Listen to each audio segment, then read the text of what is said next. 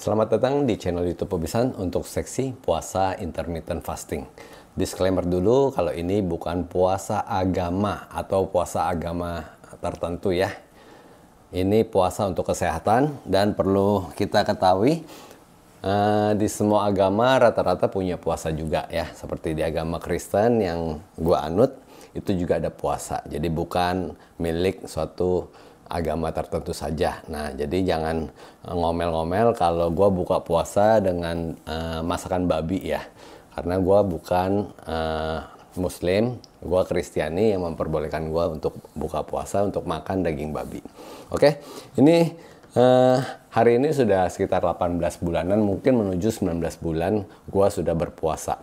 Puasanya gue itu antara 20 jam sampai 24 jam. Seminggu sekali 24 jam, ya lalu sering di 22 jam. Nah, kalau orang lain itu mesti paksain untuk puasa. Kalau gua mesti paksain untuk kendorin puasa. Karena gua ini udah terlalu lama, metabolisme tubuh gua udah terbentuk. Jadi jangan jadi seperti kebiasaan. Nanti tubuh itu akan tidak bereaksi lagi ya. Nah, gua pengen kasih tahu ke kalian manfaat puasa, efek-efek puasa yang gue dapat selama 18 bulan. Ya, efek paling cepat yang gue dapat adalah turun berat badan. Ya, di 3 bulan pertama gue bisa turun berat badan waktu itu sampai 13 kilo kurang lebih ya.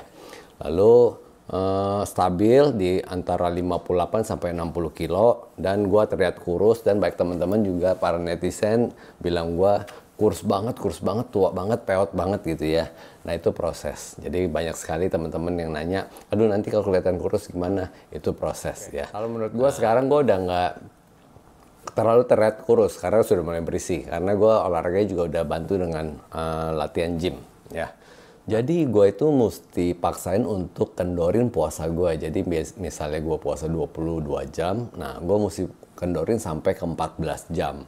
Tapi kadang gue nggak bisa, jadi mungkin hanya seminggu sekali gue lakukan itu, atau pada saat gue keluar kota. Tapi kalau keluar kota, misalnya di luar kota itu makanannya biasa-biasa aja juga gue biasanya skip. Ya, jadi gue sering sekali makan sehari sekali atau hanya 2 jam makannya ya. Jadi selain turun berat badan, yang gue dapat itu gue berasa tuh hormon testosteron gue sama human growth hormone gue tuh mulai naik. Yaitu kelihatan dari pada saat gue nge-gym itu badan cepet sekali mompanya ya, berototnya ya, jadi ototnya jadi gitu loh ya, dada jadi. Kalian bisa cek di Instagram gue atau di Facebook, sering gue posting tentang otot-otot gue ya. Cuman gue nggak bisa buka baju karena istri gue melarang untuk buka baju. Nah, bukannya GR ya. Jadi banyak teman-teman yang ngelihat gue, begitu ngeliat gue langsung pada bilang, kok sekarang jadi lebih muda ya.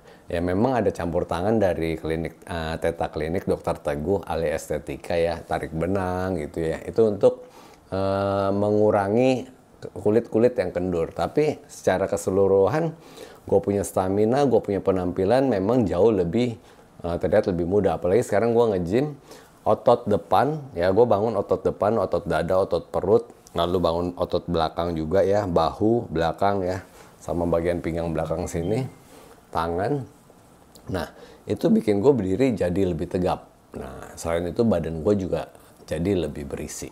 Oke, sekarang kita masuk ke pertanyaan-pertanyaan. Kemarin gue udah lempar pertanyaan di komunitas buat teman-teman yang mau bertanya, ketik di kolom komentar di komunitas kemarin ya. Dan ini hasilnya, sudah dapat beberapa pertanyaan yang menurut gue oke untuk dibahas. Oh ya, puasa ini boleh minum, boleh tidak ya. Kalau minum air putih, kopi tanpa gula, teh tanpa gula, jamu tanpa gula. Tapi jangan minum gula sedikit pun ya. Minum tetap boleh. Tapi kalau kalian mau coba dry fasting, puasa tanpa air juga boleh. Oke, masuk ke pertanyaan pertama. Kalau ibu rumah tangga melakukan intermittent fasting, puasa intermittent fasting kan mesti masak ya. Kadang kalau masak harus nyicipin masakan, tapi hanya di ujung sendok saja. Batal gak ya? Nah, ini ada yang bilang gak batal, tapi kalau menurut gue batal. Nah, caranya gimana? Jadi gini, kita mesti mempersiapkan ya. Jadi sebelum puasa, kalau gue sih, gue selalu mempersiapkan. Jadi sebelum puasa gue sudah masak, atau gue kan sudah terbiasa masak. Biasanya ibu rumah tangga itu sudah terbiasa masak. Harusnya mereka sudah tahu, oh kurang lebih rasanya seperti ini. Ya, nggak perlu dicicipin lagi gitu loh. Jadi mesti prepare pada saat lu masak, lagi saat lu buka puasa, makanan bisa disimpan di kulkas lalu dipanasin pada saat anak-anak mau makan atau orang rumah mau makan ya. Jadi ada konsekuensinya kita berpuasa, kita siapkan waktu prepare ya. Kayak gue contoh, gue mau pergi nih jam 9 pagi, buka puasa jam 12. Nah, gue bangun pagi, itu gue sudah sediain bekal gue, telur gue sudah gue sediain. Jadi gue nggak bilang, aduh jam 9 biasa masak jam telur jam 10. Jadi nggak masak dong ya kan. Jadi nggak begitu ya. Pertanyaan nomor 2, kalau intermittent fasting bisa bulking apa enggak? Jadi banyak orang yang suka nge-gym kepengen bulking ya, badannya gede gitu ya, kayak Hulk. Nah, harusnya bisa. Jadi puasa itu kan nggak mesti kayak gua, mesti 22 jam atau 24 jam ya. Jadi puasa itu kayak Aderai, puasa itu sekitar 12 jam, 14 jam. Ya mungkin Deddy Corbuzier juga sekitar segitu. Karena orang yang badannya banyak otot, lemaknya di bawah 10% atau sekitar 5-7% itu sebaiknya juga tidak puasa terlalu lama. Karena lemaknya sudah habis. Kalau lemaknya habis nanti tubuh itu akan makan otot kita. Ya, menjawab pertanyaan apakah puasa bikin otot itu habis? Enggak, selama masih ada lemak dan selama asupan nutrisi kita bagus ya. Jadi bisa bulking apa enggak? Bisa. Perhatikan nutrisinya, asupan makanan, jam puasanya juga diperhatikan, lalu latihannya juga diperhatikan ya. Masuk pertanyaan nomor 3, intermittent fasting yang 24 jam, lalu kita ada sakit dan harus minum obat 3 kali dalam sehari. Takutnya kalau kita nggak makan sesuatu kena lambung. Ada trik dan tipsnya. Oke, ini gue lakukan sendiri waktu gue lagi sakit. Gue mesti minum obat antibiotik yang dosis tinggi, minumnya sehari sekali aja di pagi hari. Nah, pagi hari itu gue masih puasa, gue minum. So far oke. Tapi kalau kalian merasa perut yang gak enak, tips dan triknya gini, kalian minum air putih yang banyak sampai kenyang. Ya, jadi minum air putih mungkin sekitar segelas atau 2 gelas untuk ngisi bagian lambung ya. Jadi kalian nggak usah berpikir, oh gue nggak bisa minum obat nih. Bisa, nggak ada masalah. Kalau kalian amanya sakit, setelah minum obat kalian boleh minum obat ma dulu. Atau obat ma dulu baru obat yang kalian harus minum 3 kali sehari itu. Jadi nggak masalah. Yang perlu kita hindari adalah obat yang bentuknya sirup. Karena sirup itu biasanya mengandung gula ya. Jadi itu perlu dihindari. Oke, nomor 4, spill makanan intermittent fasting. Dari 18 bulan yang lalu, begitu gue buka puasa, selalu gue makan telur. Kenapa gue makan telur? Karena menurut gue telur itu paling gampang. Superfood yang paling gampang dan paling murah. Ya, kadang kalau gue pergi makan all you can eat, yang daging-daging gue nggak bikin telur. Jadi gue nyampe sana langsung makan telur dagingnya. Ya, tapi kalau enggak, misalnya gue mau makan nasi padang, ya gue makan telur dulu. Gue mau makan nasi warteg, gue makan telur dulu. Gue mau makan bakmi ayam, gue makan telur dulu. Jadi makanan gue so far bebas ya. Jadi gini loh, puasa itu bukan diet. Ya, puasa itu mengatur jam makan, sedangkan diet itu mengatur menu makan. Nah, gue membuktikan ke kalian kalau dengan berpuasa, gue bisa punya badan yang slim dan gue bisa punya otot ya. Karena apa? Asupan nutrisi gue tetap gue perhatikan, ya kan? Jadi makannya juga nggak berlebihan dan gue juga nggak, memang pada dasarnya nggak terlalu suka gorengan ya, kecuali enak banget. Kayak nasi goreng. Kalau enak banget gue makan, kalau enggak gue nggak mau makan. Percuma ngotor-ngotorin perut karena kalori nasi goreng tuh cukup tinggi ya. Jadi gue makanannya bebas. Jadi kadang gue makan bakmi. Makanya begitu gue ngevlog makan kaki babi atau bakmi ayam yang banyak, orang pada nanya, masih puasa gak? Nah itu mungkin karena lihat gue makannya kayak gitu, lalu mulai lihat muka gue nggak peot lagi ya. Jadi mereka berpikir, teman-teman berpikir kalau gue udah nggak puasa. Padahal gue masih tetap puasa. Dan gue melakukan syuting vlog makan itu di jam buka gue ya. Jadi pada saat gue buka puasa, gue makan. Dan gue syuting.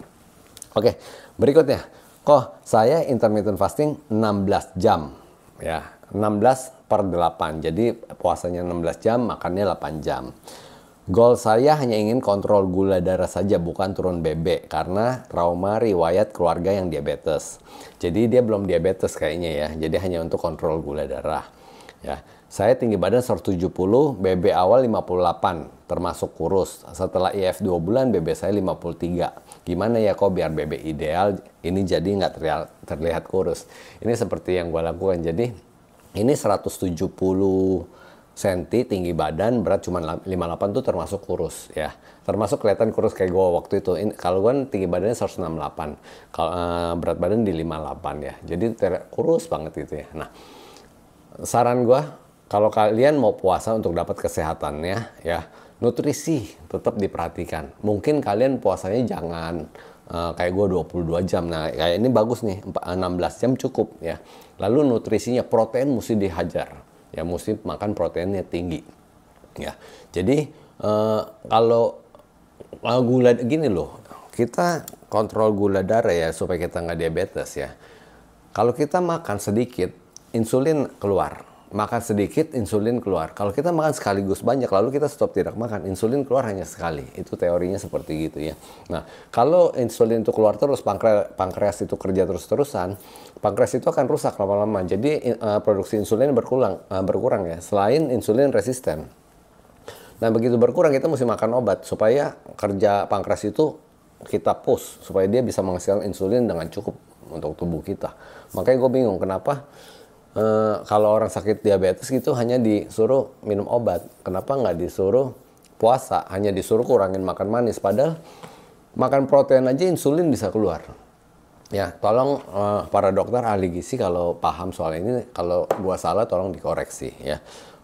Jadi gua pernah nonton juga tentang makan protein itu ternyata memicu insulin keluar juga ya. Yang kita mau itu stop insulinnya. Karena menurut gue begitu insulin keluar, hormon-hormon lain akan ngumpet. Ya kan? Pembakaran lemak juga akan stop. Karena insulin lagi keluar, lagi mau ambilin gula dan disimpan menjadi cadangan lemak. Ya, seperti itu ya. Nah, nomor 6, selama IF perlu defisit kalori gak sih kok? Selama intermittent fasting perlu defisit kalori gak? Perlu kalau kalian ingin menurunkan berat badan. Tapi kalau kalian tidak ingin menurunkan berat badan, terutama kalian ingin bulking, kalian mesti bukan defisit ya, over kalori ya gitu sebutnya ya. Jadi defisit kalori itu kita kayak gue nih sekitar perlu di 2.500 kalori per hari ya kalau gue pakai timbangan yang Tania atau apa gitu ya. Jadi gue itu butuh kalori 2.500. Nah, gue mesti makan itu supaya berat badan gue stabil dan kebutuhan nutrisi gue untuk otot-otot gue itu cukup. Tapi kalau teman-teman yang masih kegemukan ya kan, mau turun berat badan, ya defisit kalori paling makannya 1.500 kalori, 1.700 gitu ya, supaya ada defisit jadi badan makan lemak. Ya, jadi perlu dan tidak perlu tergantung kebutuhan masing-masing. Lalu, Om, mau tanya kalau fasting pola makan gimana ya? Bebas gak? Saya sudah seminggu jalanin yang 16 jam. Jadi gini, kalau kalian baru mulai intermittent fasting, silakan makan bebas, nggak usah fokus di makanan dulu. Fokus di puasanya, ya biasakan diri kalian untuk puasa. Ya karena memang buat teman-teman yang nggak terbiasa puasa mungkin akan berat ya. Jadi di saat pertama kali atau seminggu pertama seperti dia ini akan susah. Jadi nggak usah ditambah beban lagi. Nanti kalau kalian udah seminggu 2 minggu sudah terbiasa ya. Kadang gini loh, secara otomatis ya begitu kalian puasa seminggu 2 minggu dan ada penurunan berat badan, kalian akan semangat. Jadi kalian akan kombinasi dengan diet ya, dengan defisit kalori mungkin gitu ya, atau dengan mengatur pola makan. Jadi mungkin nggak makan nasi kayak temen gue, beratnya 115 kilo, dalam waktu 5 bulan ya dia turun ke 58 kilo dengan puasa once meal a day ya, dan defisit kalori. Lalu dia tidak makan karbohidrat, dia hanya makan daging dan sayur. Itu dari 115 turun ke 58 kilo. Dan sekarang dia lagi proses untuk pompa otot, dan otot-ototnya sudah mulai kelihatan gitu loh. Ya. Jadi menjawab pertanyaannya seperti itu ya untuk masalah intermittent fasting dan defisit kalori. Lalu berikutnya, mau tanya kalau fasting pola makannya gimana? Tadi udah ya. Saya juga mau bertanya, saya sudah menjalankan puasa IF selama 2 tahun dengan waktu puasa 22 jam setiap hari. Dan saya merasakan kondisi tubuh yang sangat bagus banget dan lemak-lemak di badan saya hilang drastis. Dahulu berat badan saya 94 kilo. Sekarang setelah IF 22 tahun dan waktunya puasa 22 jam menjadi 48 kilo. Yang menjadi pertanyaan, apakah saya masih diperbolehkan puasa IF? Nah, kalau berat badannya sudah minim, kalian mesti pantau. Kita mesti pantau terus ya. Kalau berat badan kita sudah minim, ya dan terus turun, itu pasti ada yang salah. Mungkin pertama nutrisinya terlalu kurang. Nah, ada teman-teman yang nggak bisa makan banyak. Nah, konsekuensinya kita perlebar jam buka puasa kita. Ya, jam makan kita buka lagi gitu, lebih banyak lagi, supaya apa? Supaya kita bisa makan lagi gitu ya. Kalau ini teman ini dia bilang puasanya 22 jam, jadi jam makan hanya 2 jam. Ya mungkin kalau udah 48 kilo, saya saranin puasanya jangan lama-lama ya. 12 sampai 14 jam cukup, karena efek kesehatannya, efek autofaginya tetap akan kita dapat. Nah, karena dia sudah puasa selama 2 tahun. Jadi metabolisme sudah bagus. Jadi nggak usah khawatir teman-teman yang sudah bertahun-tahun ya, sudah lebih dari setahun, nggak usah perlu mesti 22 jam. Ya, kadang mungkin sering di 12 jam, 14 jam. Nah, kadang-kadang di 22 jam atau 24 jam. Kadang dibetot begitu. Jadi kayak main layangan, biar layangan itu tinggi, kita mesti tarik ulur. Nggak bisa kita tarik-tarik terus, nggak bisa kita ulur-ulur terus. Kayak begitu ya. Jadi kalau berat badannya sudah minim, perhatikan makanan kalian, lalu perlebar jam makan ya, perlama jam makan kalian ya. Nah, 9 nih, menu bagi pemula yang lagi IF. Ya, kembali lagi ke tadi ya, sudah saya jawab pertanyaannya ya. Makan apa aja? Yang penting ya, nomor 1 harus buka puasa dengan protein dan lemak. Kalau bisa lemak aja bagus, kalau nggak bisa ya protein dan lemak. Dan itu kita bisa dapatkan dengan mudah di telur. Telurnya direbus ya, jangan digoreng dengan minyak sayur. Kalau gue bikinnya di dadar ya, itu pakai, jadi pancinya itu ya, wajannya itu dikasih butter setengah sendok teh untuk basahin ya supaya nggak licin, lalu ceplokin telur 5 biji, 6 biji, lalu diaduk, kasih garam Himalaya, dan gue makan itu. Setelah itu baru gue makan makanan lain kayak nasi padang dan lain-lain ya, atau masakan rumah ya. Jadi karena selain itu telur itu bikin kita laparnya jadi kenyangnya lama banget. Jadi buat teman-teman yang pemula yang mau mulai intermittent fasting, takut kelaparan, perbanyak makan protein ya. Saya mau tambah ya nanti ya. Lalu nomor 10, Om, saya mau tanya, sudah melakukan IF, awal berat badan 80 kilo, lalu IF selama 18 jam. Sudah 6 bulan, berat badan turun drastis di angka 70. Jadi dari 80 kilo ke 70 kilo turun 10 kilo dalam waktu 6 bulan. Selain ini kok berat badan saya sudah tidak turun lagi ya.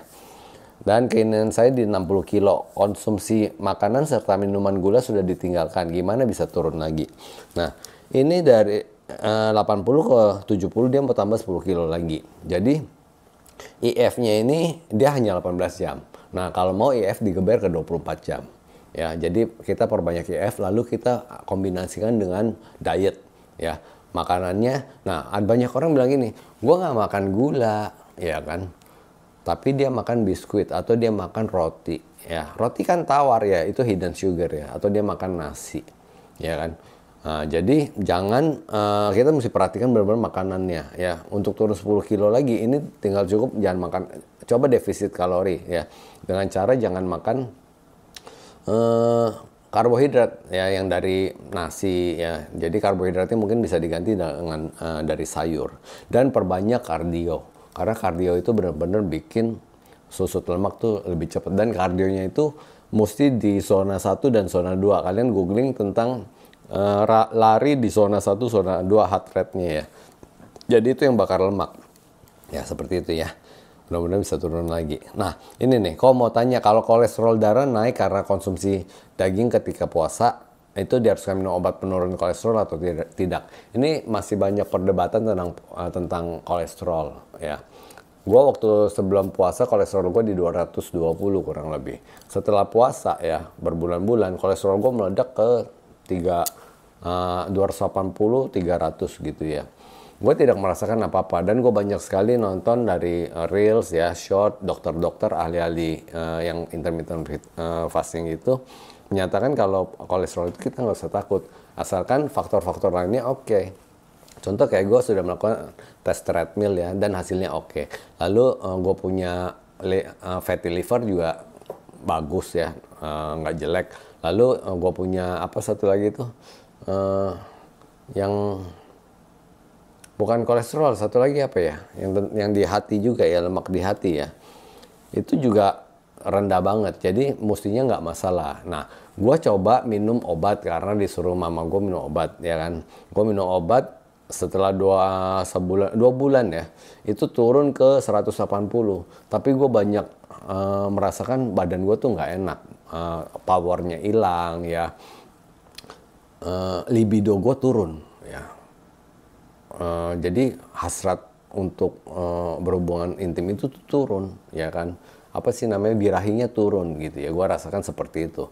Nah, jadi gue coba sekarang tinggalin lagi gitu obat kolesterol, ya kan, karena efek-efeknya nyata sekali. Kayak waktu itu biasa latihan tuh mompa, badannya cepet kelihatan keras gitu ya. Sekarang kok aduh susah gitu, apalagi tenaganya jadi hilang. Jadi gue hilangin obat kolesterol. Nah, ini terserah kalian kalau mau minum obat kolesterol ya, mungkin minta dari dokter. Cuman gini ya,